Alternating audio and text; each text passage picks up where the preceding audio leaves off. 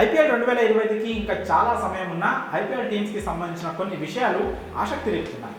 రాబోయే IPL season కోసం mega వేలం జరగనుండడంతో అన్ని ఫ్రాంచైజీలు స్ట్రాంగ్ టీమ్స్ను బిల్డ్ చేసుకోవాలనే ప్లాన్లో ఉన్నాయి.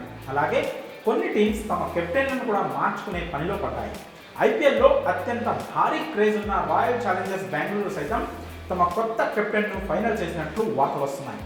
South Africa star cricketer Faf du ప్లెసిస్ను వచ్చే సీజన్ కోసం రిటైన్ చేసుకునేందుకు ఆర్సీబీ మేనేజ్మెంట్ ఆసక్తిగా లేదని, అందుకే కొత్త కెప్టెన్ను వేలం నుంచి కాకుండా ఆల్రెడీ జట్టుతో కొంతకాలం కొనసాగుతున్న రిటైన్ లిస్టులో ఉండే ప్లేయర్లనే కెప్టెన్గా చేయాలని ఫిక్స్ అయినట్లు తెలుస్తోంది.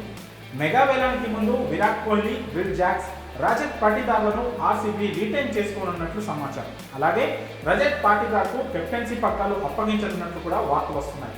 ఈ యంగ్ ప్లేయర్ కెప్టెన్సీ స్కిల్స్ పై నమ్మకం ఉంచుతూ వచ్చే సీజన్లో జట్టును నడిపించే బాధ్యతను ఇవ్వనున్నట్లు తెలుస్తోంది. ఒకవేళ అదే జరిగితే పాటీదార్పై చాలా పెద్ద భారం ఉన్నట్లే.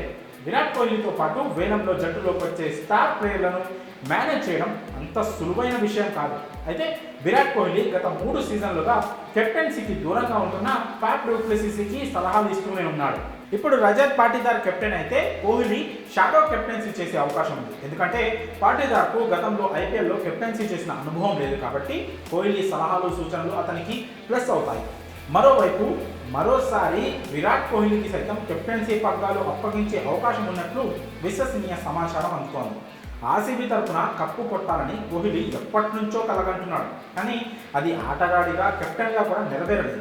అయితే చివరిసారిగా అతనే కెప్టెన్గా ఉంటూ కప్పు కోసం ప్రయత్నిస్తే బాగుంటుందని ఆర్సీబీ మేనేజ్మెంట్ భావిస్తున్నట్లు సమాచారం. అందుకే ఐపీఎల్ 2025లో కోహ్లీని ఎలాగైనా ఒప్పించి మళ్ళీ కెప్టెన్సీ బాధ్యతలు ఇవ్వాలని చూస్తోంది.